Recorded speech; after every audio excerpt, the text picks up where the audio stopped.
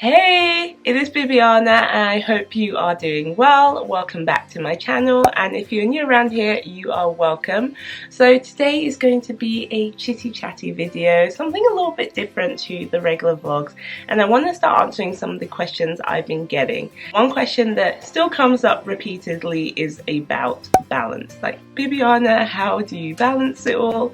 Or people sending me like their unique situations, and some of you are doing a lot of amazing things. Some of the people are studying with little ones or just trying to balance a very busy home life with their business or with their career. So that is what we are going to talk about today. So I will start by introducing myself, especially if you're new to my channel. My name is Bibiana. I am a Christian. I am a wife to an amazing man, and I am a working mum. I have 3 little ones, the twins who just turned 5, the boy and girl twins, and a 2-year-old toddler. So I've had seasons in my motherhood journey where I worked full-time outside the home. I've had seasons where I was a student mum and working as well. And my current season right now is where I work part-time outside the home, like 9-to-5 job. I work as a dentist and also work inside the home. Well, it was a hobby turned job where I work for a parenting vlogging channel called Channel Mom. Also have my own channel as well, and I kind of have a few entrepreneurial like side hustles, as many of us do. And also I am very much involved in ministry, which I love. So believe me, I get it. I get the struggle of trying to balance time with your husband, your kids, your career or your side hustle, and just managing the home, which is a lot of work. And I guess I'm very much in the thick of it with a very young family, so I'm still learning too. And just to give you an idea how close in age my little ones are, the twins were still 2 when we had our youngest. So at one point I was a mom of 3 under 3, and I've kind of done all this, especially like the business side and the ministry that I do now, without a team. And I don't say this to toot my own horn. I say it just to hopefully show you that it is possible.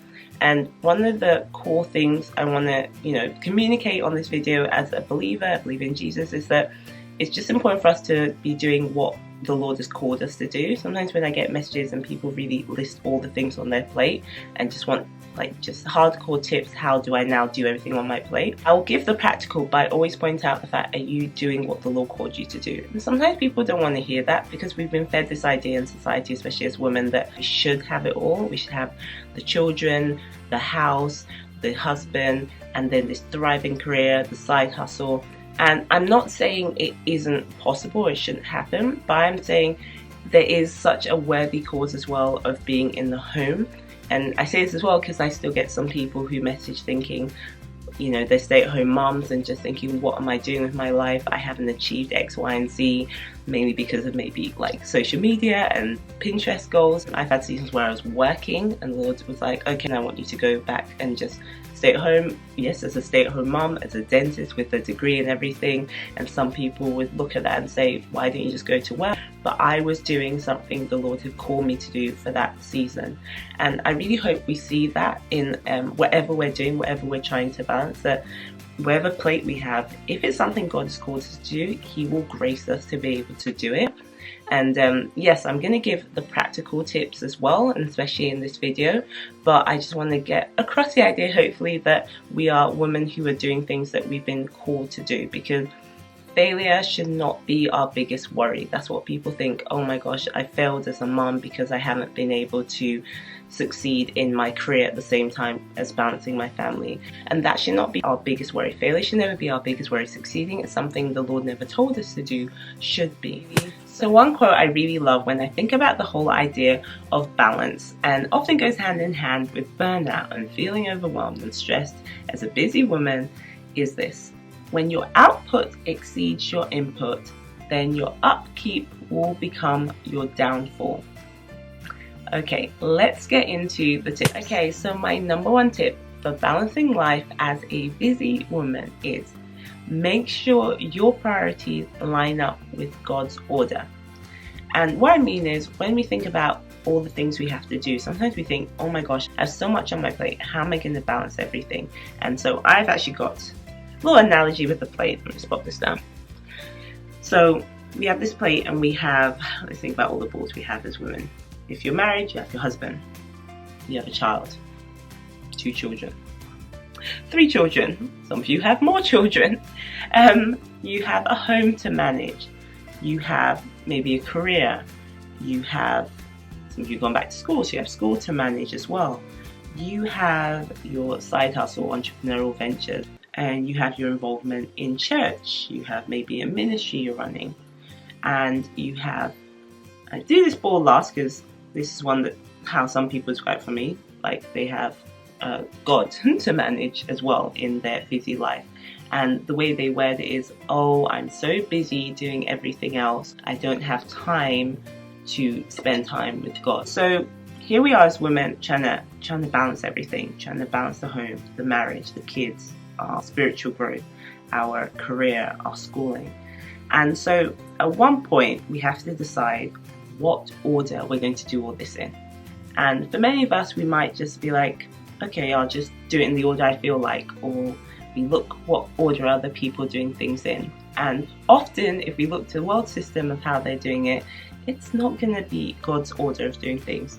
So God's order of balancing life is, instead of seeing God as this ball on your plate you're trying to squeeze into everything you're doing, and every so often it falls off and we say, oh, we feel distant from God, think of God as number one, and also the foundation of this life, the foundation of everything on your schedule, everything you have to balance. God is the first and He's the foundation. So what does that leave? Number 2 is your family. So for me, if you're married as well, it would be your husband first, and then your children and the home. Then it would come your church and ministry, and then you can talk about things like careers, etc. I say this because God, I believe God honors order, and in life sometimes we try and do things in the order we feel like, and what I find is if we do things in the wrong order, then we're constantly going to find ourselves out of balance, constantly going to find ourselves dropping balls. Alright, so my next tip would be develop a passion for God's word and for prayer. Now, one thing that happens whenever I do any kind of post on quiet time is I get a ton of comments just really saying, how on earth do you have time for quiet time? I'm really struggling in that area. So I would definitely do a dedicated video or post really giving practical tips on how to have the time for quiet time, especially when your hands are full with little ones or you're just a very busy woman. But one thing I would say is that we make time for what is important to us. So I post about quiet time because it is important to me. I show it in my vlogs because I think there's this unrealistic expectation of what it has to look like. And in different seasons of life, my quiet time has looked very different to when I was single, to when I was married, to now with 3 little ones. But the basic concept is still the same, which is about spending time in God's word, reading the Bible, praying, fellowshipping. It's about giving God the best part of the day so you can hear His voice, and also allowing Him to direct your day, direct your schedule. I'll show my schedule and say, God, should everything on my plate really be here? And He will give me wisdom and direction on what to put in and what to take out. I think a lot of us are so productivity orientated that we forget to seek the Holy Spirit, our greatest helper, who can really tell us what to do and what not to do, which saves us going around that same mountain over and over again. And let us not also forget the importance of prayer, which is so powerful. Like, ladies, I really feel we need to get back into that place of being prayer warriors and realizing that God will give us wisdom. Like, we don't always need to be asking everybody else, and He will show us what to do when we don't know what to do, especially in the area of balancing life. So one scripture I really love that reminds me of this is in James. Here it is. And it reads James 1:5, and it says, if you need wisdom, ask our generous God and He will give it to you. He will not rebuke you for asking, and He only asks that we have faith in Him alone and we're not double-minded. So apart from prayer, it's also important to actually pray scriptural prayers. That's why I'm very keen on our kids learning and memorizing scriptures. A lot of times when the bad things happen in life, it's going to be when you don't have your Bible on you. When things go a little bit wrong, things get a little bit off balance, balls drop, are you going to slip into the depression, the feeling overwhelmed, the burnout, the giving up? When the enemy tells me something that's not a truth, I can respond in truth of God's word. One of my favorite ones to learn is Philippians 4. 47 actually, and it says, "Always be filled with joy in the Lord. I will say again, be filled. Let everyone see that you are gentle and kind. The Lord is coming soon. Don't worry about anything, but pray and ask God for everything you need, always giving thanks for what you have. And because you belong to Christ Jesus, God's peace will stand guard over all your thoughts and feelings. His peace can do this far better than our human mind." So now I'm going to do some more practical tips, and the next one I would say is have a schedule and a routine. This is so important. So this can be a paper schedule like a planner or an electronic one. I like to do both, and I like to use things like Google Calendar, but I also like to-do list apps. One of my favorites is called Wonderlist, which I think is amazing, and you can either share that with somebody if you need accountability, or you're sharing it with somebody who's helping you complete the task or keeping on top of your schedule. So this will also help in the area of balance, because it's going to help you with time management, because now you know where you are, what time you need to be there. You can set little reminders. Mine even include reminders of, I need to leave the house now so I can be at this certain location by this time. So, and especially when you think about things like doctor's appointments with little ones, or just school runs and all the things, like my phone has constant alarms on it, and that's what worked for me. And it also helps later with what you know you can take on, because you already know what's on your plate already. And so for me, I try and plan ahead, and that's what helps as well by having a schedule. You're going to be able to block out times for the things you're working on as well, in terms of your goal setting. One thing I knew when I was going through a season where home life was just really off balance, guys. Like, realistically, I knew things were not going right, but at the same time I thought, God, I'm just doing what you told me to do. And so I thought, is this some kind of attack? Is that why things are going wrong? And I was like, Lord, what's going on? And he's like, nope, you're out of order. And that's why I talked about order being so important at the beginning. I'd gone out of order because I was investing so much time, energy into my studying, into my career, that I realized I was not investing as much as I used to into my family. And sometimes I guess people can tell you that and it can hurt, but sometimes you just need a reality check for yourself. You know, like when people are trying to lose weight and they're thinking like, why am I not losing weight? So they're usually advised to make a food diary. So this isn't a diary of what you wish you were going to eat. This is what you ate. So for a week, you write down, you can keep on living your life the way you are, and you write down everything you're eating, and then you go and look at it later, and it's usually then that you get that slap in the face and you realize, oh, okay, this is why I'm gaining weight. And to see why things are going off balance in your weight, but likewise you can see why things are going off balance in your life as well. So when I did that, I spent like a good week still living the life I was, knowing that things were not right at home, and then I was just writing down where I was, what I was doing, and by the time I looked at my schedule, it was clear it was definitely my fault that things were feeling off balance, because I was investing so much time and energy into my coursework, into my work, into running for so many societies I was on at the time, and not enough at home. Or by the time I saw my blocks where I knew I was home, it was only natural that I was probably tired then and probably half asleep. And when I spoke to my kids and we communicated, and my husband, it was clear that I used up all my energy serving outside the home, that I had very little left to serve my own home. It was upsetting to see that, but it was also good for me because I was able to turn things around and just now be more intentional with my schedule. And let us not forget the importance of sleep.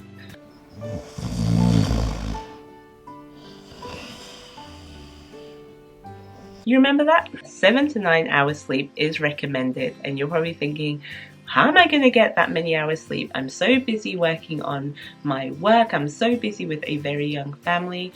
But I really just want to stress the importance, at least the mindset, that it is important to sleep. Because right now in this hustle mentality, there really seems to be a push towards, do you know sleep is a badge of honor? Sleep when you're dead kind of thing. No, sleep, guys. It's important. There are many options. If you have family members or friends who can help you, you can just get a few hours of sleep, especially if you have little ones, just help you watch them. Things like night nannies, like night midwives, doulas.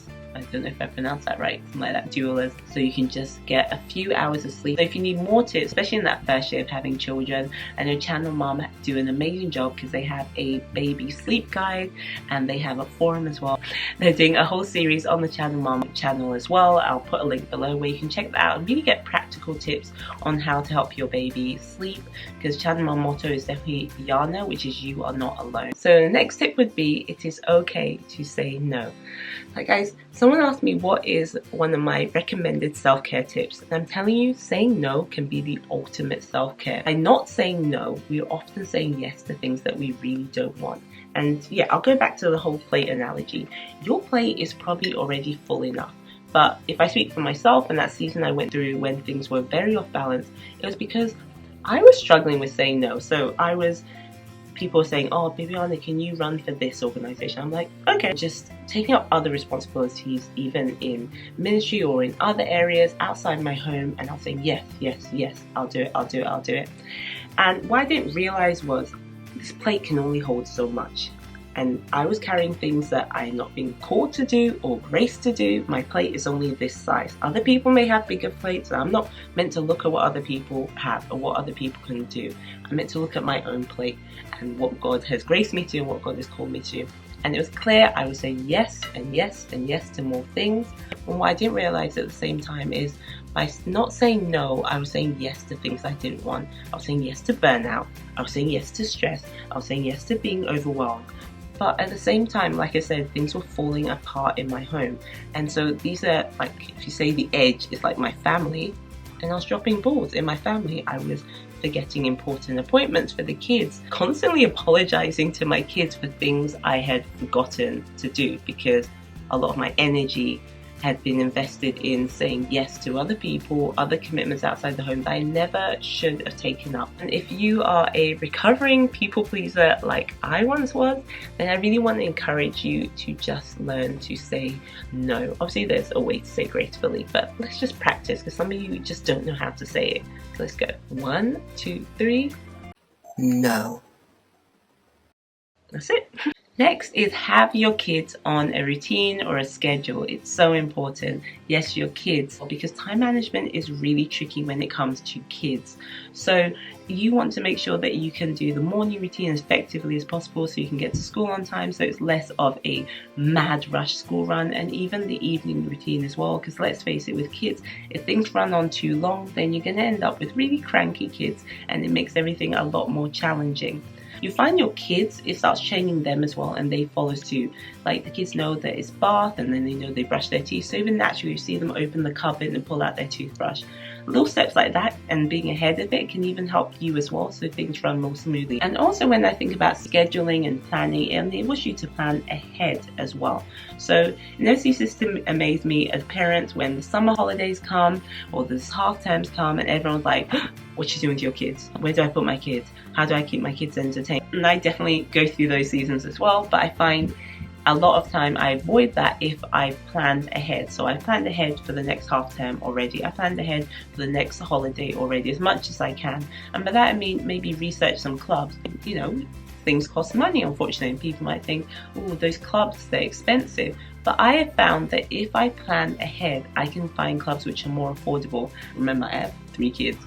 But what I do is I do my research in advance. I'm part of so many groups. It's about being resourceful. I'm part of local mum group websites. I'm a part of local Facebook groups for mums sites.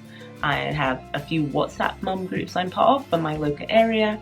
And then I also get a magazine called Primary Times, and it shows, I'll link it down below, and it shows different specific locations in the UK and what is available for children of all school ages over the holiday period.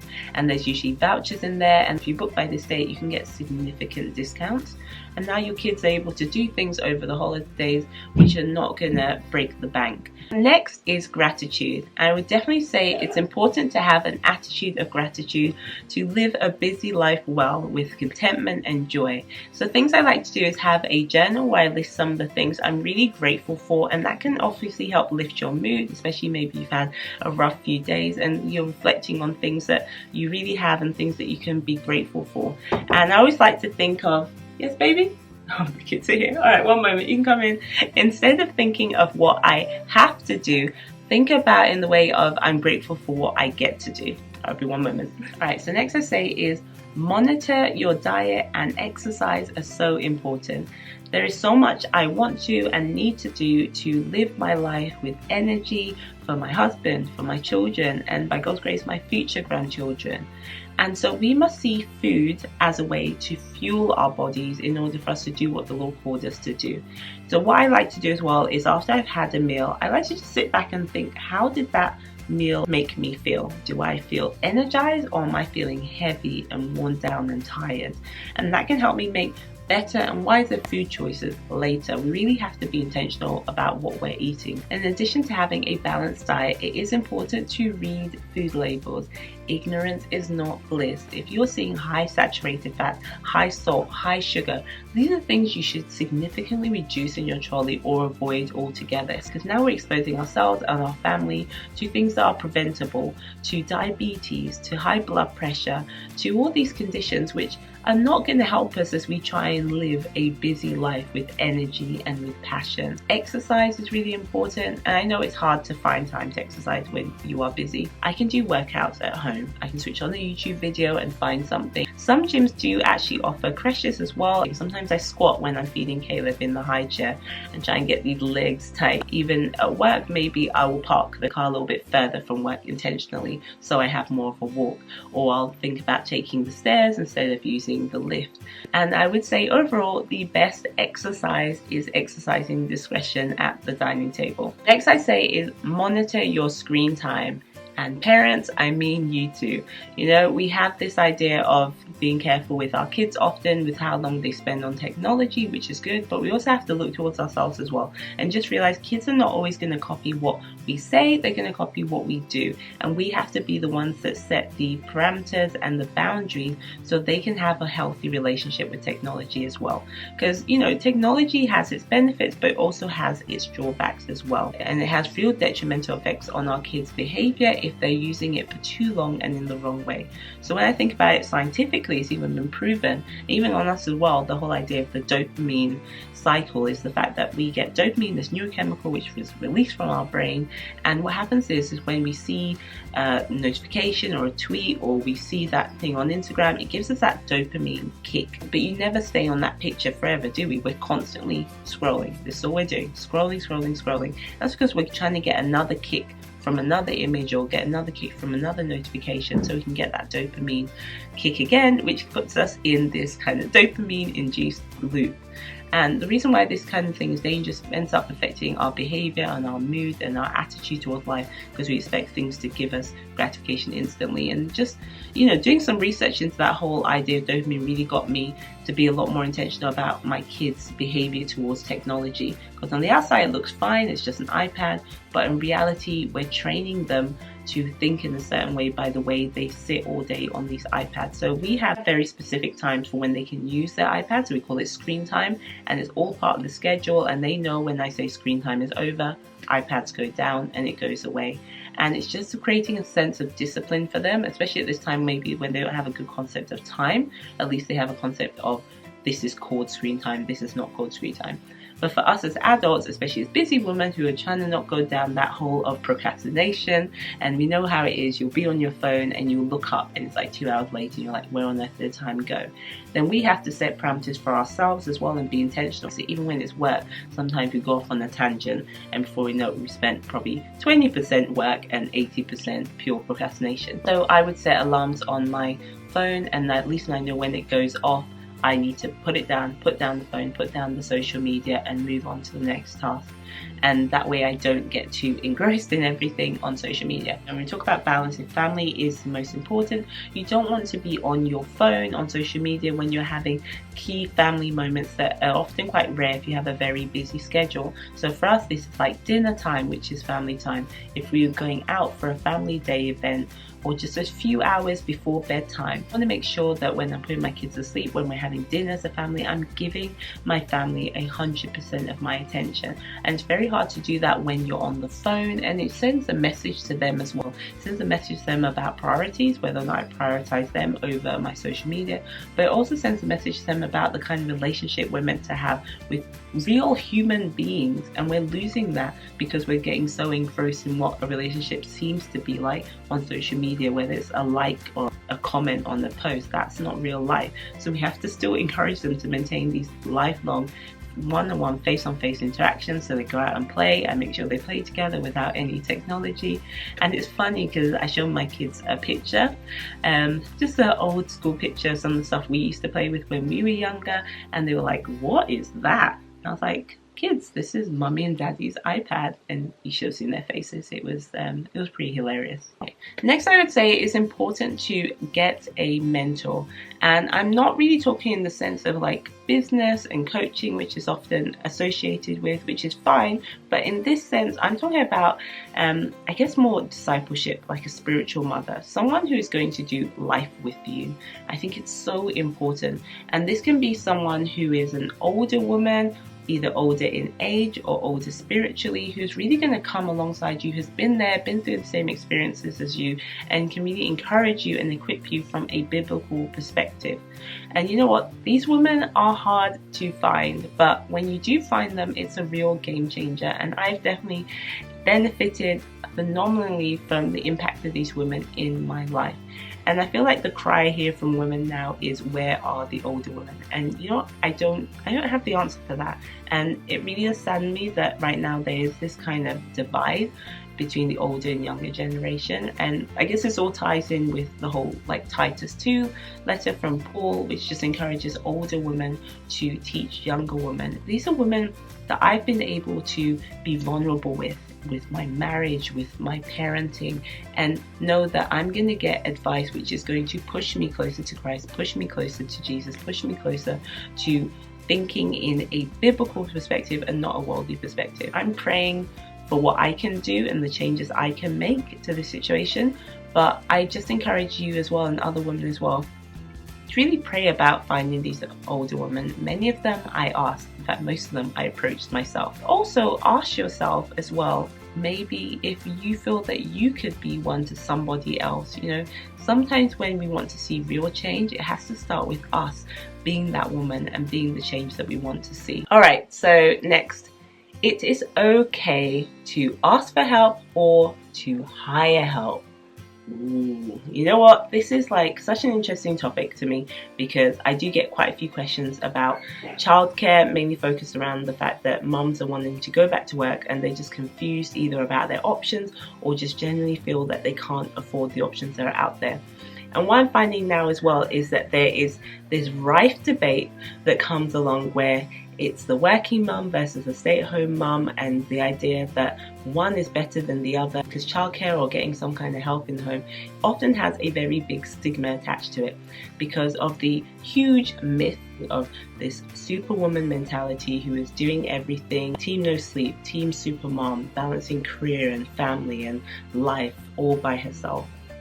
It doesn't exist, guys. Superwoman does not exist. It took me a long time to realize that, and what it drove me to do more was to be like, okay, I'm not going to get help either, I'm just going to do it all by myself. This almost took me having close to a breakdown to realize, Bibiana, you are only one person, and obviously getting some wise counsel to realize that it's okay to get help. And one key thing is, I prayed to God and I was like, well, what am I meant to do? I know this is what you've called me to do. I know these are the tasks you've called me to do, but how am I meant to do it by myself? And I was led to the very famous Proverbs 31 woman, and that really opened up my eyes to the fact that this woman was entrepreneurial, but she also had an amazing family life with her husband and her children, and she was generous and all these amazing virtuous characteristics. And how did she do it? She had help as well.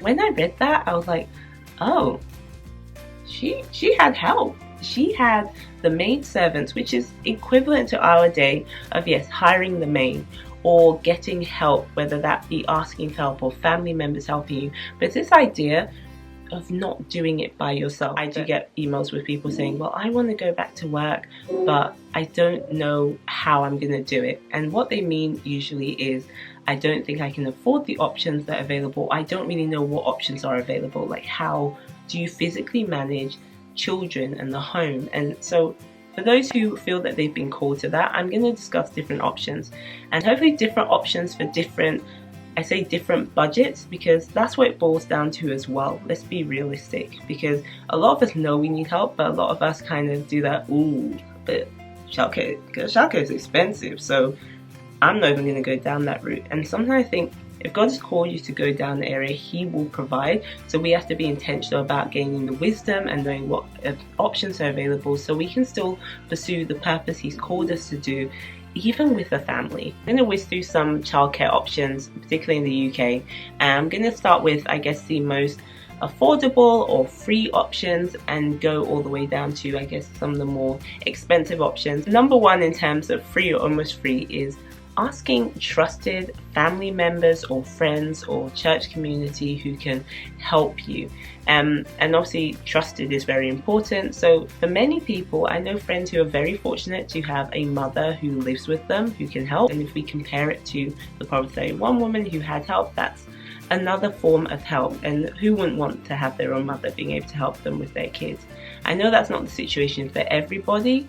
For me, I'm fortunate to have my mum and my dad, but my parents both work full-time, and you know, I don't want to put too much pressure on them, especially as they're getting older, and the fact that my mum has a husband to take care of, so I have to be respectful of that. So she can help when she can, but I know that is something I don't have available to me. So you can see what you do and what you don't have, and my mum fills gaps when she can, so she can help us maybe in the evening if we want to go on a date night. She can help us the odd weekend, but at least I know the options available, and I asked her.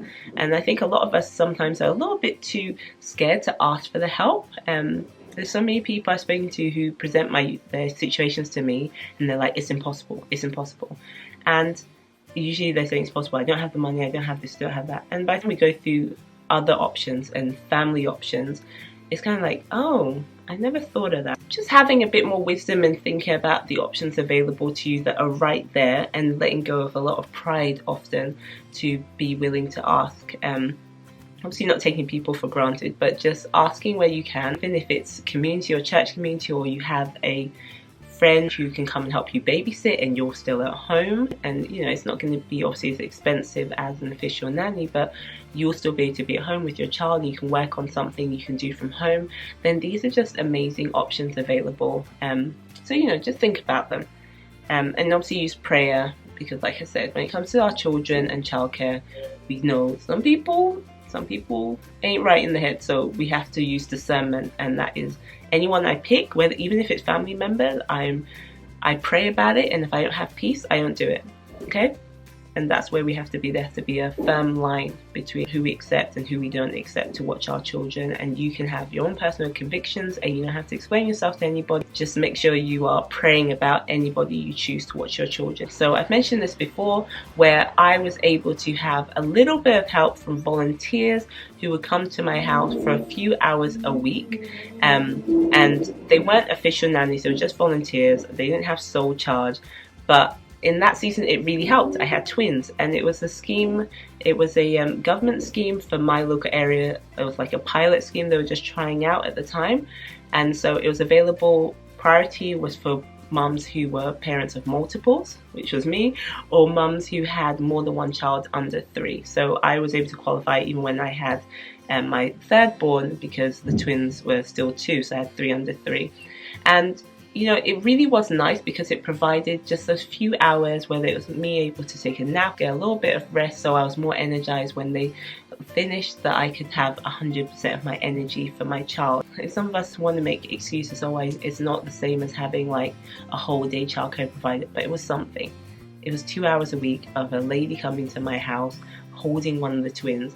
It was 2 hours a week of a lady coming to my house so I could take a nap, so I could shower, so I could sometimes just have some thinking space. So don't take for granted those little nuggets of help that might be available through your local community. So another option which can reduce childcare is childcare vouchers. But you have to check with your work if you qualify, if you can get them through your work scheme. And a free childcare option, if you have preschool age children who are over 2 years old, is called funded hours, I believe. And so it's available to some people who have 2-year-olds, but it's available to pretty much everybody who has a 3-year-old. So the term after your child turns 3 or the term after your child turns 2. To have at least 15 hours of funded childcare. And recently the government introduced another childcare incentive, I guess, for working parents, where you get up to 30 hours. So everyone gets the 15 hours if your child is over 3, and then there's an additional 15 hours on top if both parents are working, and there's obviously a few rules in terms of the work circumstances that I would really encourage you to read for yourself to see if you qualify. Next childcare option I'm going to discuss very briefly. I don't know if maybe I'll do a more dedicated video to childcare because I just wanted to whiz through all the options, is thinking about getting an au pair. Like, that is somebody who lives with your family and they can help with childcare, and obviously there's a few different rules because they are considered part of your family as well, and those are probably one of the cheapest options in terms of having help with your children from home. And then there's other options like au pair pluses, and then there's other options like mother's help, and I don't see this talked about as much as I would like to, considering I know plenty of people who do use them, and we've definitely had experience using them in the past and successfully. So, you know, let me know if you want a more detailed video. Like I said, I'm just whizzing through these, but these are more affordable options if you want to have help from the home. So then the next option is things like nursery, and you've got like the regular conventional nursery and the Montessori nurseries. And so these are ones that you would pay for if your child is under the funded hours age, or you pay for if you use up all your funded hours. And they have, the prices vary between nurseries, but Montessori's are a little bit more pricey than regular nursery. And then you've got other help like childminders, which sometimes can provide a little bit more flexibility with childcare, especially because some are open on the weekend if you're someone who does work weekends or later hours outside maybe nursery hours. And then you've also got babysitters, which can offer you maybe just occasional hours here and there. And then I guess the most expensive option would be the nanny in terms of childcare. So this is now somebody who is obviously seeing this more as a career, and then you have to think about things like you're often hiring this person into your family, so you have to think about enrolling them on PAYE and all that good stuff, and they can be live in or live out as well. But either way, it's still going to be one of the most expensive options, even if they are a live-in. The price really does vary, as many of you might have known if you've looked into hiring nannies. So that's definitely another option, but it offers so many other benefits in terms of flexibility and everything. So these are all the options on the plate. So I think I go back, think about where the Lord is calling you, where your schedule lies, and who would best benefit you in your family. There's certain things a nanny will do that an au pair will not do. You just have to realize the different roles each of these childcare providers can give you, and then look at your own unique family situation and see what is the best option for your family, both in lifestyle and budget. We rely quite heavily on using a nursery, and then we have the odd few hours with a live-out nanny or babysitter who comes and helps us. And in terms of other help, you can get non-childcare related, you know, as we're talking about busy life management. Another thing you might want to think about in terms of delegation is some of the household duties. So maybe think about getting a cleaner or a housekeeper if you can afford it, or someone to do the gardening. Fortunately, we do not have a garden. Or maybe going down the line of getting those like meal prep services that deliver meals to your home if you have a busy home life.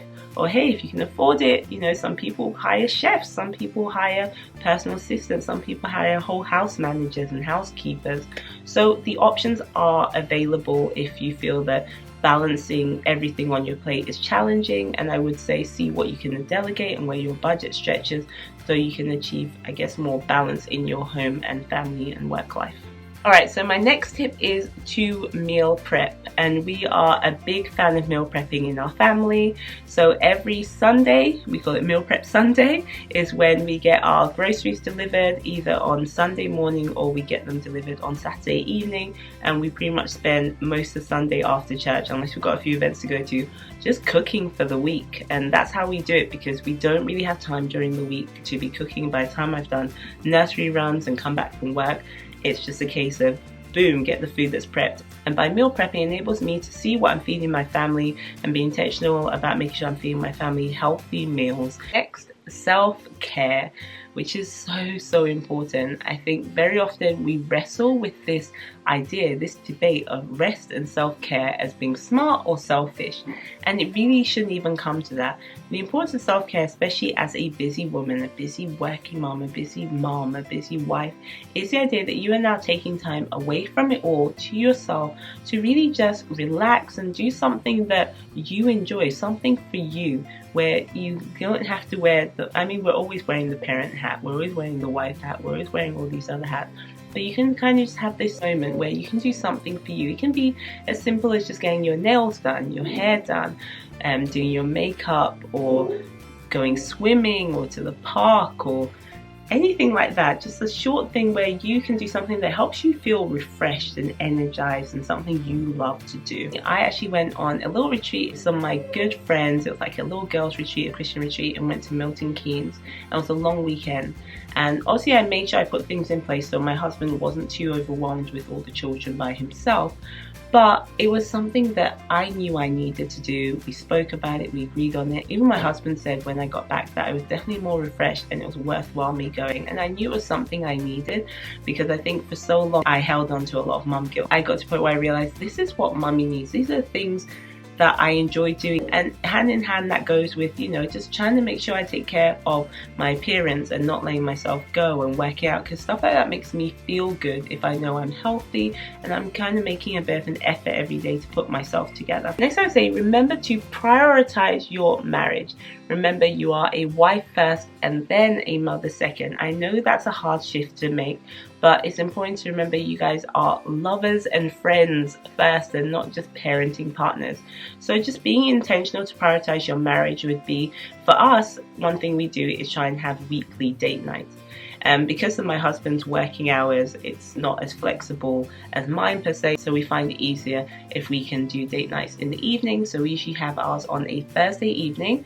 It does take planning ahead because we have to make sure we've got childcare sorted for the evening, but it's so important to us, and it really has been one of the lifelines in our marriage in terms of having that period of time every week where we're able to just have one-on-one time to just enjoy each other and talk about life and beyond just, you know, diapers and all the usual parenting and family struggles that you go through. I remember one of my friends called me, and it was actually on Thursday evening, and I said, oh, can I call you back? I'm just out with my husband. And so we spoke later, and I was saying, yeah, we have weekly date night. And her jaw kind of like dropped. She was like, what? But you guys have kids, you can't do that. I'm like, who makes up these rules? I really don't know, where it's kind of like once you have kids you have to just put all your energy into your children and let the marriage like fall apart. I want my children to be able to see a healthy and happy marriage. I want them to be able to see daddy loving mommy as Christ loved the church, mommy submitting to daddy as unto the Lord. You know, this is ultimately framing their mindset of marriage. So in order for me and my husband to have a thriving and a happy marriage, I think it's important for us to have those times each week, and even more regularly, like try and plan trips together and short breaks together. Because like I said, in the God's priority, it is obviously God's the foundation, then your family, and in that family unit your husband is first. And I think a lot of us unintentionally have forgotten it in the, you know, the rigmarole and realms of parenting, but we have to get back to that place. Well, that is the end of this video, and I really hope you enjoyed it and it was able to provide you with some real practical tips and encouragement on balancing life with purpose as a busy woman. So if you enjoyed it, I would love for you to give it a thumbs up, and also be sure to comment down below. Let me know your thoughts, and also let me know any other tips that you have as well. I want to leave with this encouragement as well, that if you feel like you have a lot on your plate, a lot of people depending on you, a lot of things you're trying to balance, then I want you to really trust the Lord and know that He will provide a village to help you do whatever He has called you to do. So you just need to walk by faith and take one step in front of the other, and He will meet you there. So again, thank you again for watching, and also be sure to subscribe and join our family, and I will see you in my next video. Bye!